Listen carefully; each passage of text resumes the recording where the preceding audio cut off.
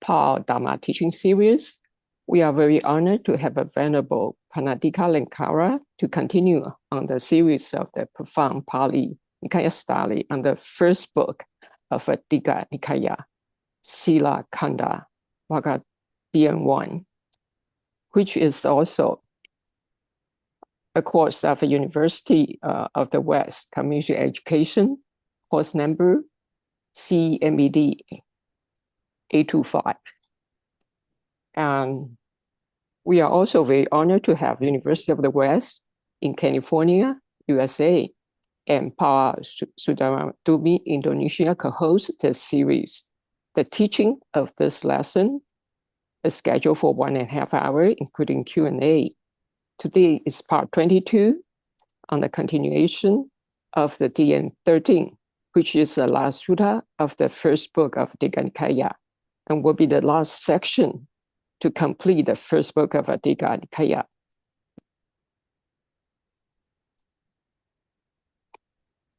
So before teaching start, we are going over some housekeeping reminder.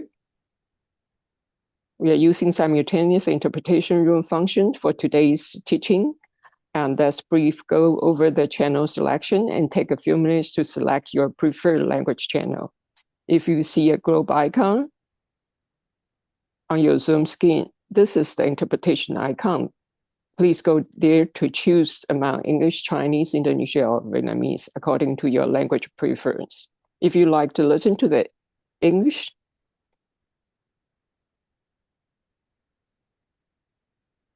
sorry.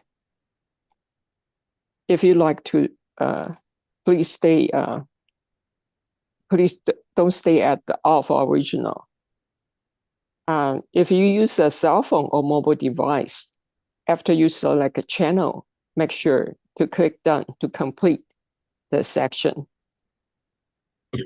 Also, as a quick reminder about the proper Dhamma learning etiquette, even though this is a virtual Zoom section, please dress properly, sit upright, and pay full attention during teaching to show respect to the teacher and Dhamma. Thank you for cooperation. Now, we are ready for the teaching. May we invite Sadhu to start the teaching, and interpreter Bande and interpreter Dhamma friends to start the interpretation, please. Sadhu, sadhu, sadhu.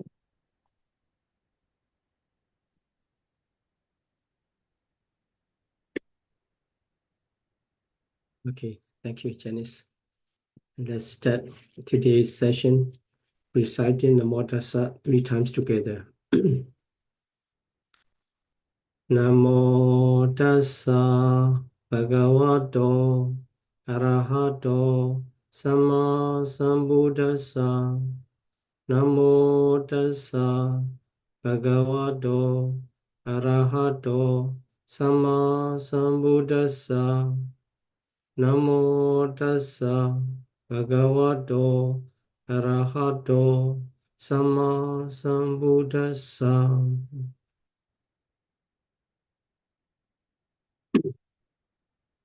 Welcome back to Nikaya study class. Today we will complete the last sutta of Digha Nikaya, number 1 book, Sila Kanda Vagga. This is the last session for this book. And altogether 22 lessons we have already studied 21. And here, Digha Nikaya 31, or the book, the last sutta of this book is Devija Sutta.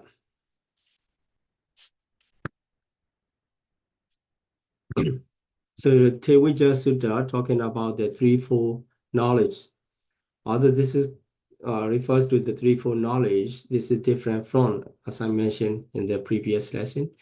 In Buddhist literature, when we talk as the threefold knowledges, commonly it refers to the knowledge of Bobi Niwasanusati, the knowledge of divine eye, Divachaku, and the knowledge of Aswakya.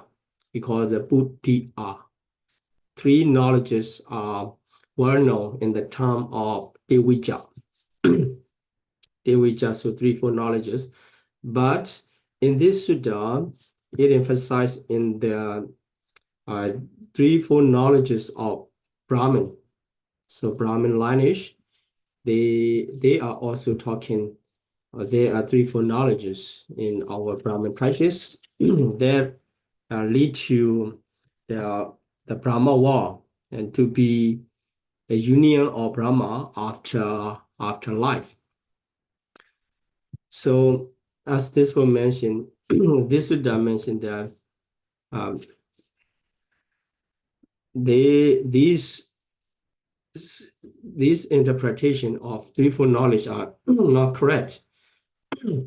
So it's this Sutta start with the conversation and argument between two young Brahmins of Vasita and Bharadwaja. Then they approached to the Buddha, asking which one is the straight path and direct path toward the Brahma realms to be born as a Brahma. Then, so we have already studied the parts of the conversation, Buddha and these two young Brahmin. So we will go through, and it's already reached.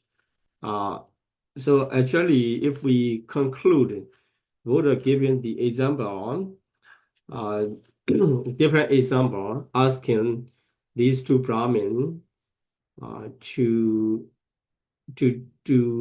reason, to ask for reasoning, and how is meaningful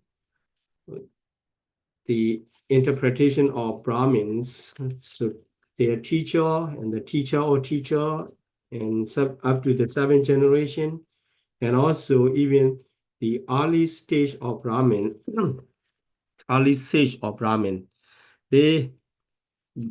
although they have never seen the Brahma face to face, none of them have ever encountered the Brahma face to face. They are talking about this only is the right path and straight path like this. So it is not that meaningful, not really meaningful actually. Also, their situation, so according to their practice and according to their way of living, it is different from the way of living of Brahma. So that is just impossible. Letting these young Brahmin know how it is not reasonable and not meaningful. Then the Buddha, we have reached this place, this slide, this giving the example of the Ajiravati. So similarly of the lazy man who's already tied up himself, who already lying down and covering with the blanket or his head, not making any attempt to cross over the river Ajiravati, although he is wishing to get there, the other shore. He just lying down on this bank of the Ajiravati. So it's impossible. In the same way, in the noble disciple or noble teaching of this this sasana, this dispensation. So the five mental hindrances, here is known as the Pancha Nivarana. In this lesson, we will emphasize on the five mental hindrances after we have focused on the teaching of this sutta. going through the simile and following to the explanation of this sutta, and we will discuss more about the five-member hindrances, referring to the lesson 6 of the Digha Nikaya number 2 sutta. Here, Buddha mentioned that there are five-member hindrances. So sensuality, or we can say the worldly desire, kamachanda, and evil, yavara, and sloth and torpor, tinamida, worry and flurry, utaja guguja, and doubt, vichikicha. These are five mental hindrances. Those Brahmin, although they have learned three Veda, they are caught up under the five mental hindrances, entangled by the five mental hindrances, just like they are covered by the blanket and the head, and lying down in this shore, wishing to reach the other shore. In the same way, Brahmin, although they are entangled in the five mental hindrances, and they want to be born after life, to be union with the Brahma, it is impossible. So Buddha let the Vasita know about this. We already studied to this part. After that, we will learn about the five mental hindrances. Then let's continue on the nature of Brahma and the nature of Brahmin. So this also, Buddha want to emphasize how it's not meaningful if they are expecting to be born in Brahma realm, to be union with Brahma, and living in the traditional way of Brahmin living, we say that. So Buddha asked the Vasita to consider how the Brahmins are living. Also here, talking about the way of living of the Brahma. So Vasita already learned how the Brahmas were living in the Brahma life as a higher living being in the highest plane of existence. So he has learned from the venerable and aged teachers of teacher. So he has learned according to their texts, Brahmin texts, about the way of living of Brahma.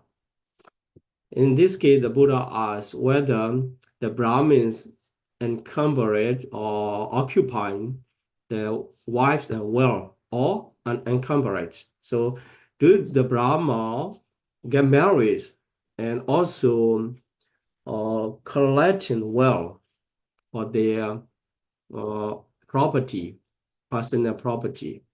In this case, the Vasita answer, he gave an answer, the Brahma never accumulate the wealth and never get married. So they don't have wife and they don't have wealth. And also the way of living is full of hate or without hate. So the Brahmas are living without hate. And also Brahma are living without evil. And Brahma are living purely. And they live in this plane. So these are, we can see the 5 ways how the Brahmas were living, Brahma are living in their life. So although this translation is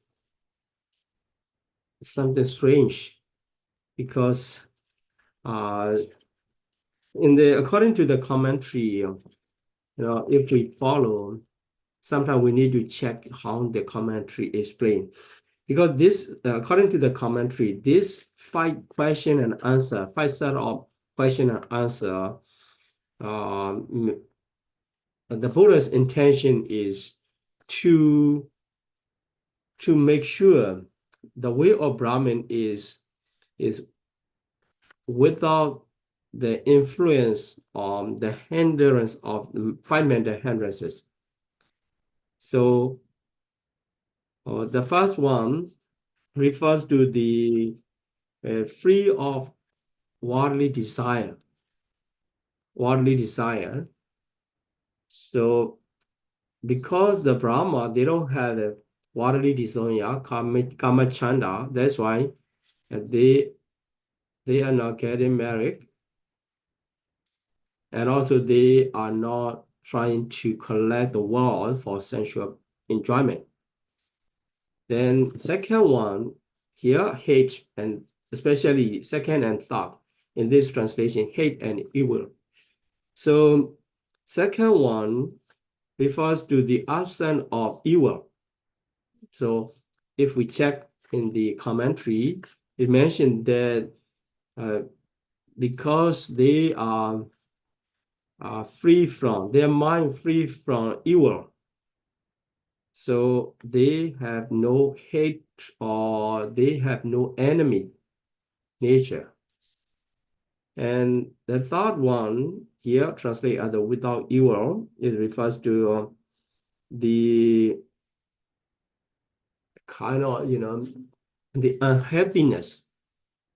Here, evil refers to, if we follow the commentary, it refers to the absence of sloth and torpor. So absence of sloth and torpor, that's why their mind is very healthy.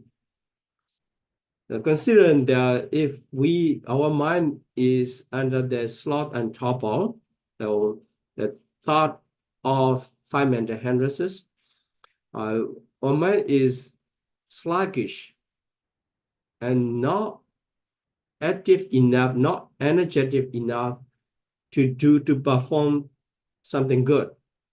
It's similar to a person being unhealthy and not able to perform the proper job.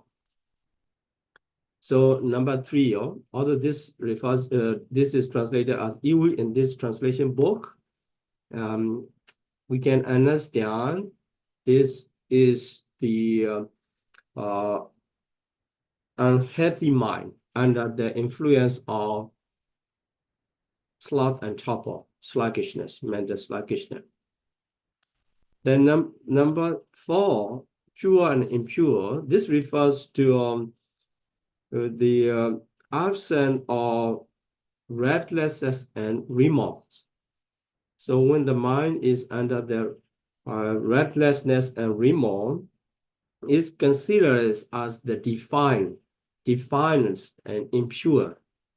So now the Brahmas, they already wipe off the restlessness and remorse as a mental hindrances. That is why their mind is pure from these mental hindrances.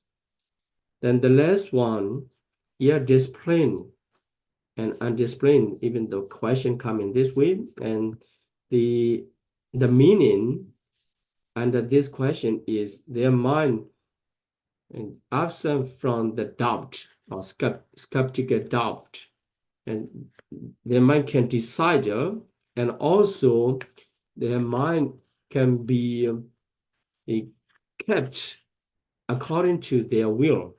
So beyond doubtful, our mind cannot be in our under control. All we are shaken by the doubt. So in this slide, we have to understand the conversation. Question and answer refers to the Brahma's mind absent from five mental hindrances. Then the Buddha asks how the Brahmins, those wishing to be born in the Brahma realm and to be union with the Brahmas, how they are living. So here we can see they are living totally opposite way that the Brahma are living. So if they want to be born in the Brahma realm, they should be living in accordance with how the Brahmas are living. Now they are living in the opposite way of life. So here, the Brahma are encumbered and they are encumbered. So with the wives and wealth they have, and their mind is full of hate, their mind is full of evil, full of impure. Also, their mind is impure and undisciplined. So according to the commentary, Vasita he himself he confirmed the way of living for Brahmins are full of five-mental heresies. Then, so the Buddha say, if the Brahmins are living in the opposite way of the way of Brahma, so it can be possible. Is there any communion or any common, similar way of two way of living, Brahmins and Brahmas? Is it possible? So he said no. That's why, this is the reason why they cannot be reborn after life in the Brahma realms, and they cannot be in union with the Brahmas. So Buddha said that after so there are threefold knowledges here at this point in this sutta. So their way of living totally against to the way of living of Brahma. That's why they cannot be reborn in the Brahma realm.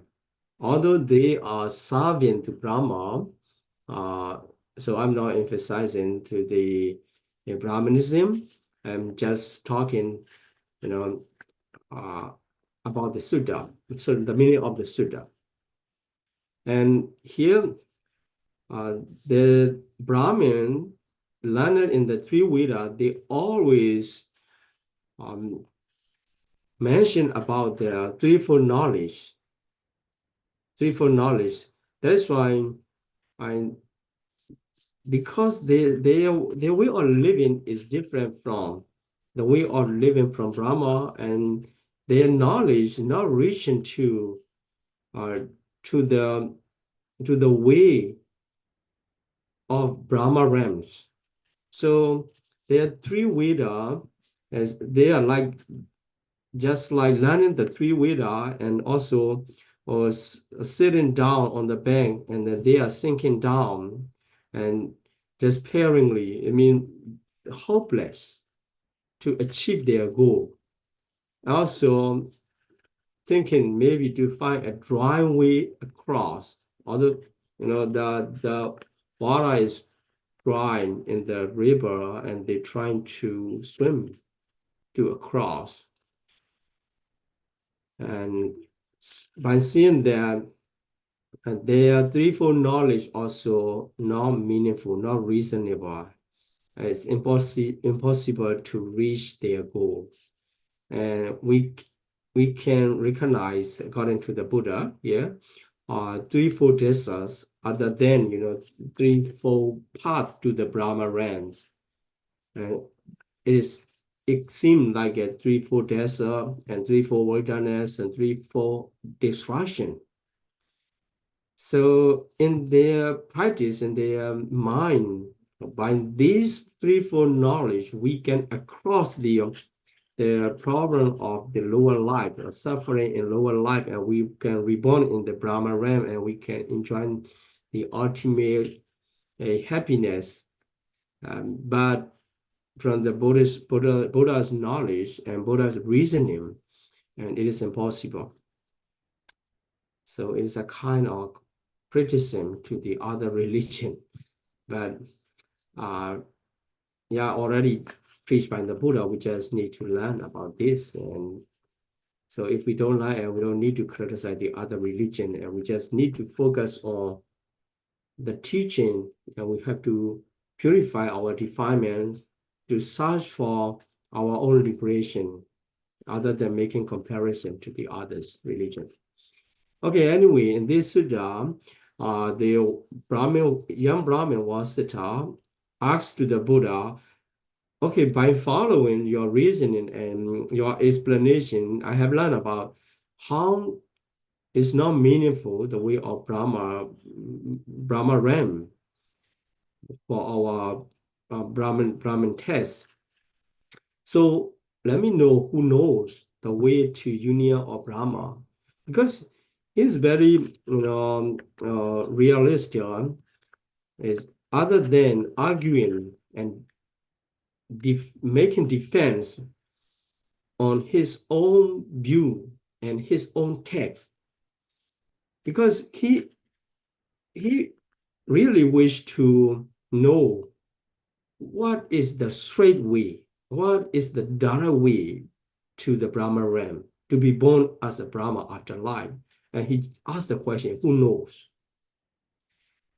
So then Buddha asked, given the example, so someone, a man who was born in this Manasakata, so maybe you remember that the Buddha and these Brahmins are having the conversation near by the village Manasakata. That's why Buddha giving example of a man who was born and also who grew up in this village. And somebody came and asked him, missing a way, missing the road. He asked, what is the way to Manasakata, to the man? So that man, because he was born there and he grew up there, he know very well all the way to the Manasakata. So Buddha asked, would the man born and bred in Manasakata be in a state of confusion or perplexity? Is there any confusion or any doubt to say, oh, this is the way or something? But so for this man, it's impossible because he's already know all the way. So Vasita said, no, it will not be confusion or perplexity. He will be able to say definitely this is the way. Because this man will know all the paths around this village. So in the same way, if you wish to know about the the way to Brahma realms, the path to Brahma realm, and want to ask to the Tathagata, who knows the right path and straight path to the Brahma realm, he will not have a confusion or perplexity. So I mean the Tathagata know. So as I mentioned that the Tathagata, the Buddha are the same. That's why if they say the Tathagata know, the Buddha rarely claim I know or I do something like this. So he has to mention the Buddha know, and he usually use this kind of explanation. So the Tathagata know. So not only himself and the other past and future Buddha also know this part. So if the person following to the Buddha's instruction, wishing to reach to the Brahma realms, and then it path to practice, and he can reach, that may be gained. So following this, then in this case, the Brahmin Vasita, he requires to teach the way to union with Brahma. Then, so as usual of the former Sutta, the Buddha explained from the beginning the Tathagata arise in the world and proclaim the world and also preach the Dhamma. Then, by following the Buddha's teaching, one practice here in this Sutta, 4 divine abodes. For the meditation on 4 divine abodes are mentioned as the path to be born in the Brahma realms after life. So the first one, loving kindness. So filled with loving kindness, his heart. So dwelling, uh, substitution on quarter, the one direction to the other direction, and also to cover all direction. So this is not just referring to the quarter and direction. So it refers to living beings. The loving kindness meditation is focusing on the living being in all direction. Then, because he feel with loving kindness, his heart, his heart is without hate or evil. The opposite, directly opposite to the loving kindness, the hate and evil should be removed. Then he lived on this way and practicing loving kindness meditation, his mind, his heart liberate from, especially from the hatred and evil through the practice of loving kindness. And he leaves nothing untouched. All the sensual spheres, he spread his power of loving kindness, his loving kindness nature to all living beings.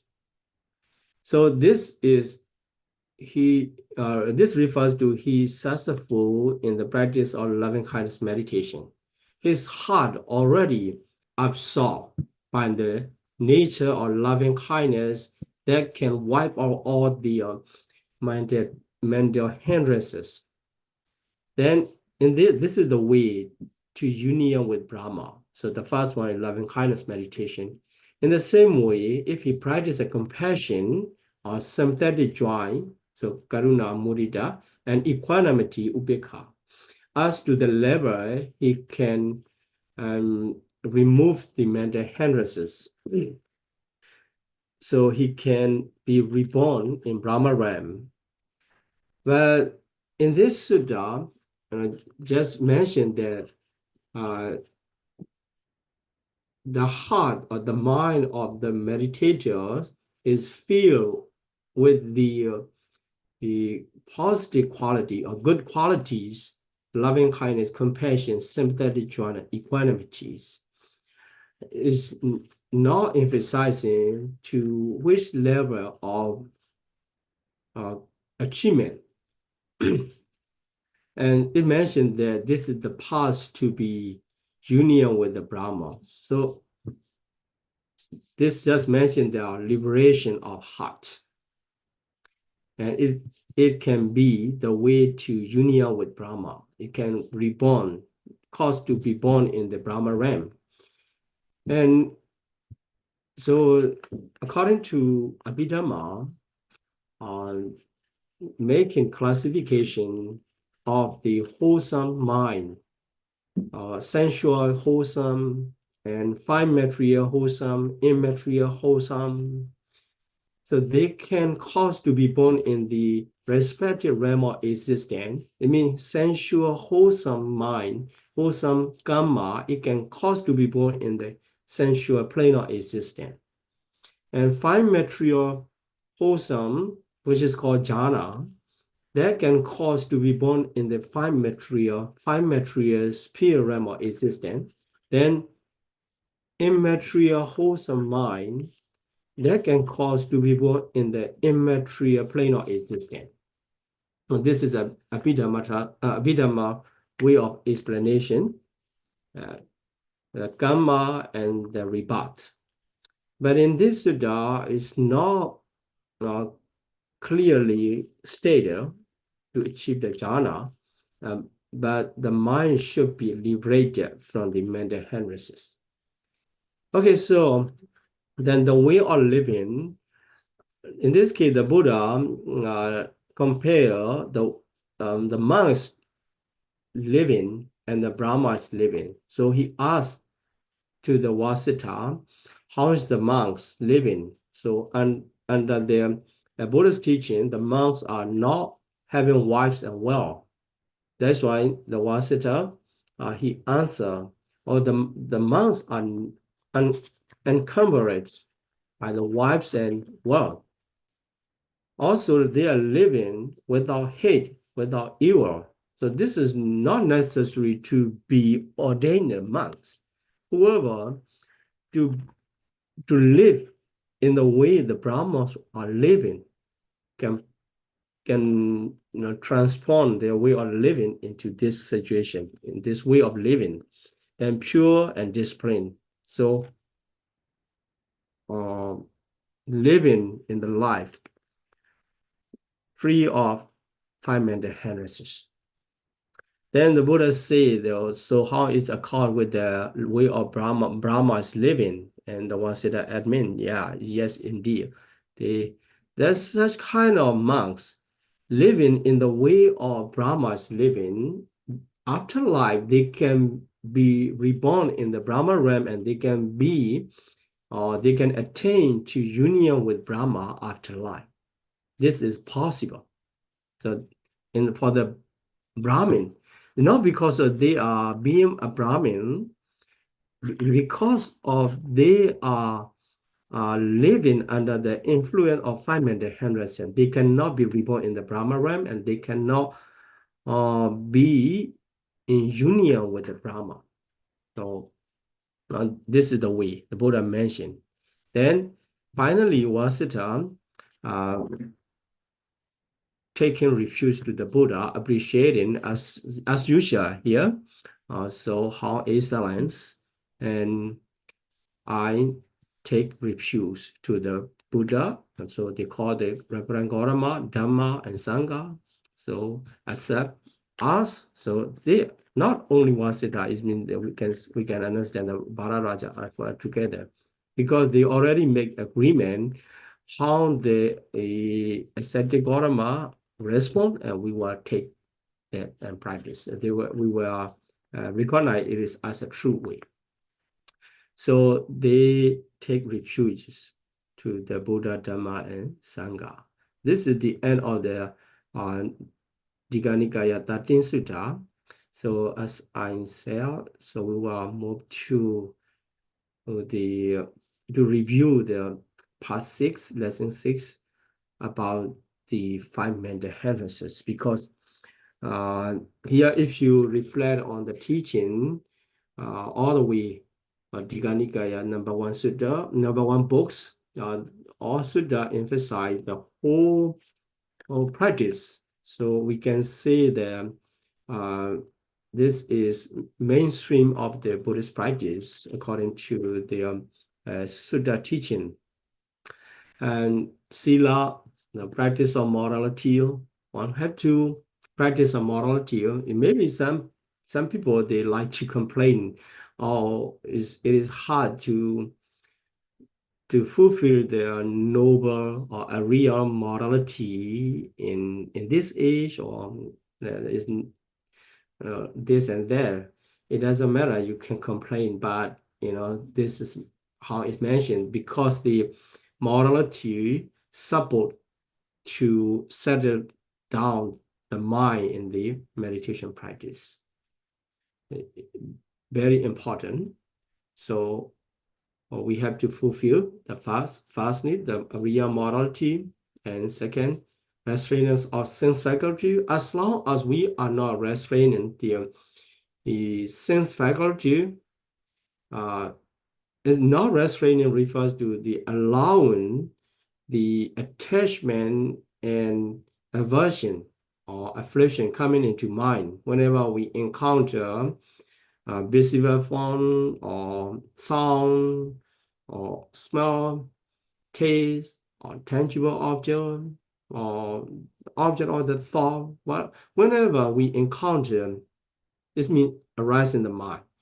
So our mind going into attachment or aversion, it is impossible to develop our meditation practice. That's why we have to reduce the power of this unwholesome nature through our sense faculty. Then we can settle down our mind. Starting from that, we can start the practice of mindfulness and clear comprehension, here sampajana, clear awareness. Also, another practice is contentment, santosa. So without the Sandosa contentment, there can be so many complaints and there can be so many work to be done, so many arrangement. We can say it is endless. Now, if we have many complaint and demands, so we will be so busy and we cannot practice. That's why we have to develop the level of contentment so that we can be less busy and not so busy. Then also learning how to keep our posture of meditation, how to keep our mind in the meditation. Then after having these preliminary requirements, then can continue for the meditation. First of all, have to remove and reduce the mental hindrances. So this is the practice. After that, maybe some of the meditator can reach to the level of the first jhana, second jhana, third jhana, etc. So these are the level of concentration. Before reaching to the certain level of concentration, what we have to do exactly is to suppress the mental hindrances. So here in the second sutta or Samanyaphala Sutta, the mental hindrances are mentioned here by the name worldly desire, kamachanda, is compared to the taking alone. Taking alone, they are forced to return on the loan to pay back. So much pressure. If you are still very living in the very busy life, it's just like you have a loan, you have to pay back. Maybe it's different from the sometimes have to pay back to parents and friends and then your children and your relatives. Whoever is some like it seems like you have to pay back. You have to pay your time and your energy, your lives. Many of them connected to the worldly desire. So because you have a desire to live in such kind of life, you have desire for family lives and yes. So if one can overcome their sensual desire or worldly desire, it's just like already find the profit from the business and also already return what he has borrowed from the others and free of loans, free of debt. So have to suppress through the practice of meditation, have to suppress the worldly desire, kamachanda, because it can be hindrance or it can block your meditation practice. Then second, evil, yabara, or hatred. So these are two, just you can see the different level. So free from the evil and hatred, one can live in the way of compassionate and love and welfare of wishing to have the welfare of all living beings. His mind purified, then he's just like, when he is under the influence of evil, he's just like unhealthy person, being ill and suffering, terribly sick of physical pain, physical illness. So the person under the physical illness cannot appetize, and also as long as he's not recovering and his body is very weak. So after overcoming or recovering from that illness, he become appetite again and bodily become strength. In the same way, if one can suppress the mental hindrance of evil and hatred, his mind become very healthy with the rejoice and gladness, overcoming that. So mind is full of loving kindness and compassion. Then we have to find how to live free of five mental hindrances in our daily life. This is not just in the meditation. In a day, if you meditate 1 hour or 2 hours, and the other hours full of five mental hindrances, so we can measure the weight of the mental hindrances and measure the weight of the positive quality of concentration or insight knowledge something. That if the mental hindrance power is still very strong, it can hinder your mental development. That's why we have to settle our living to be free of mental hindrances as much as we can. Then the third one, sloth and torpor, tina and mita. But this is compared as the person in the prison. Because he is in the prison, he cannot enjoy the life actually. So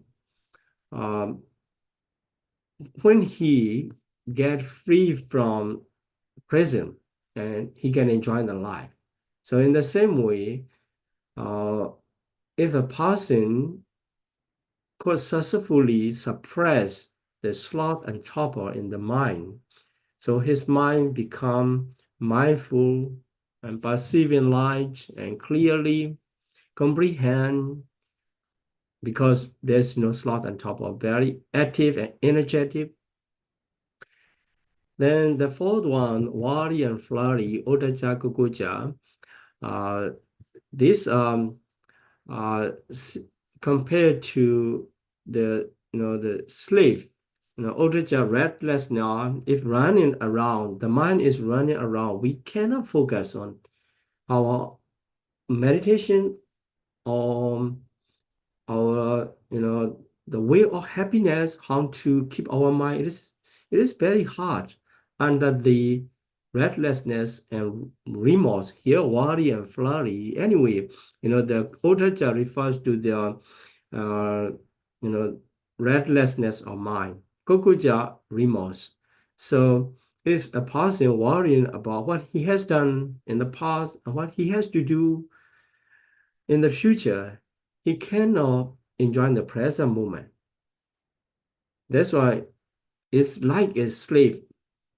So being free from slavery of these mental hindrances, he can enjoy the life.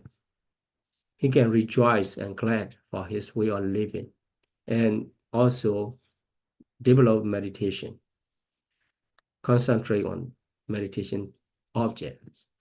Then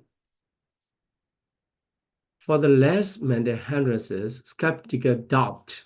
So this doubt were mentioned in the other sutta later, in different kinds of improper reasoning, improper thinking, overthinking. And if we are thinking, oh, where am I and where I came from, and is this the realities? I'm really exiting or something. These are kind of doubt.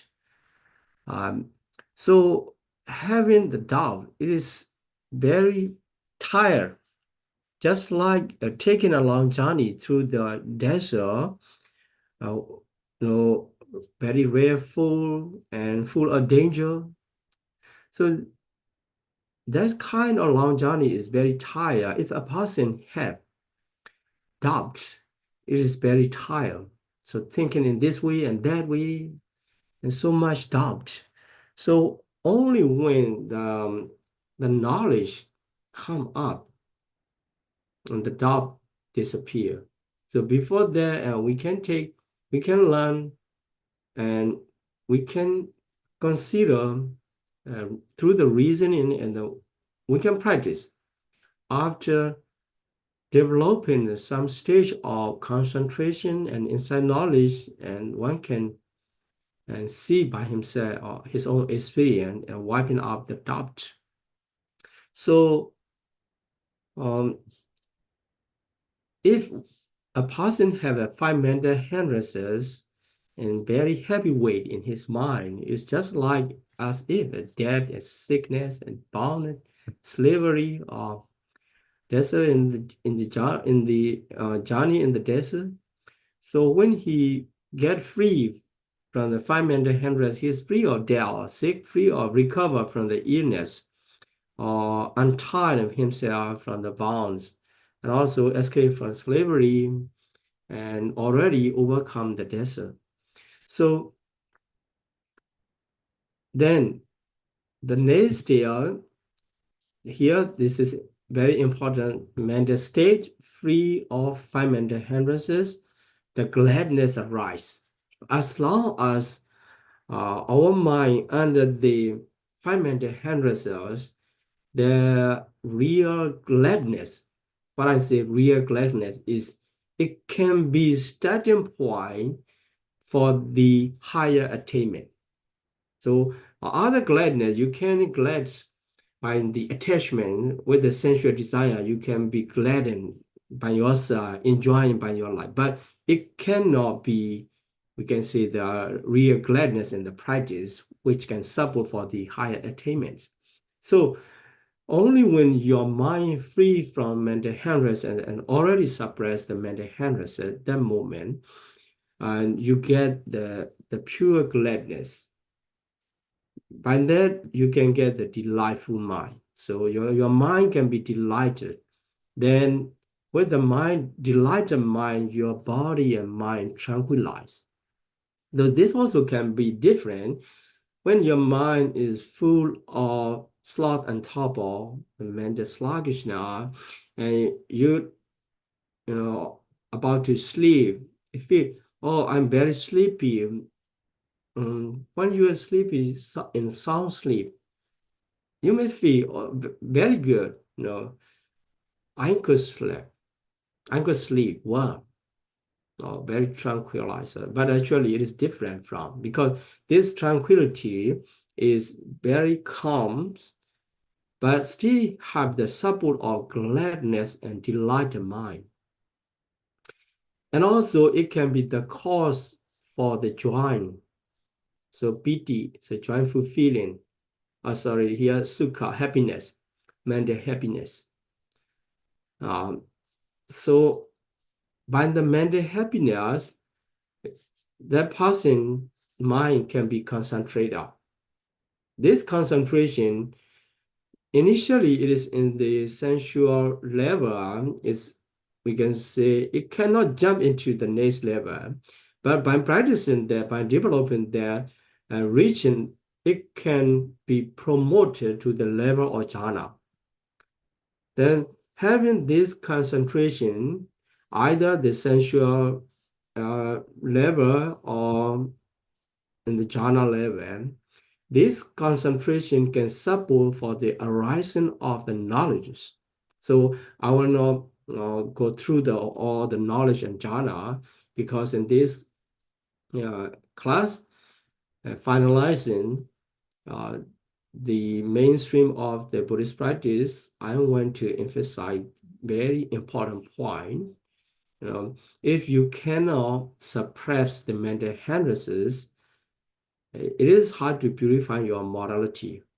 It is hard to purify, it is hard to restrain your sense faculties.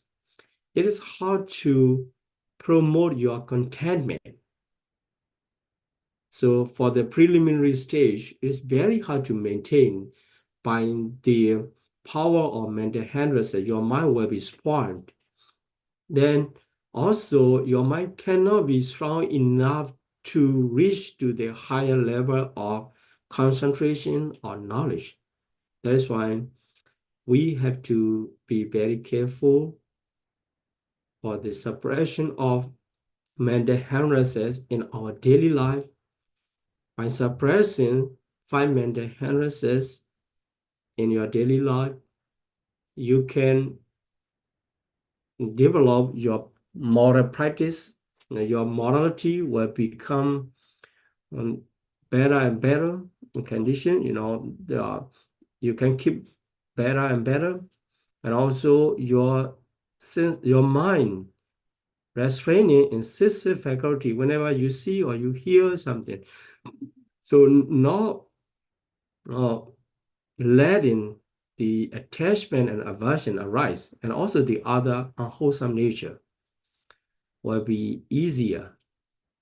And also you can content by yourself and keep not busy, because your way of living becomes simple.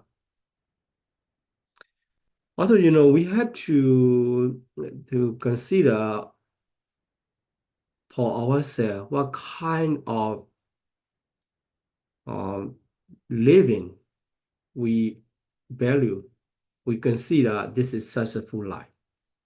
Sometimes, not considering that, we follow to the unwholesome nature of motivation, then we trying to pursue that way, and year by year our life already waste. We could not enjoy the life, we could not develop our mental states, and that lead to regret and maybe different kinds of depression or stressful. So if we care about suppressing five mental hindrances in our life, and we can feel our life become contented and satisfied more and more, and happier and lighter we are living. Otherwise, become heavy and heavier more and more. And when we are getting aged and very tired already. So I hope, including this lesson and throughout the teaching of the lesson series in the Digha Nikaya one book, Sila Kanawagga, and you can find and how to apply the teaching into our daily life. Especially this emphasized on the meditation, but not only in meditation, and we can apply this technique in our daily life. Also, further suggestion, in the Satipatthana Sutta, there further explanation about the meditation technique related to the five mental hindrances when they are arising, focusing as the presence of mental hindrances. Even when they are arising, we can practice. So normally, if you didn't learn about how to deal with these mental hindrances, and you may upset when they occupy in your mind and when they are present. But if you have learned about how to develop your mindfulness power through the Satipatthana meditation, and you can deal with the present moment of mental hindrances, dealing with the present moment of mental hindrances does not mean you just let them arise. By practicing or by developing the mindfulness, and you can reduce the mental hindrances, the less power, making less power and making less frequency arising. And after that, when they are absent and you know how to meditate on them, and also how the hindrance come to arise, this even you know how it's come to be, and also know how to abandon when already arising, and also preventing or completely eradication of the nature of mental hindrances through the practice of Satipatthana. So there are so many teaching elaborating about these practice. Okay, so I'm going to stop here my explanation, and we can go ahead for Q&A session. And thank you for your attention. Thank you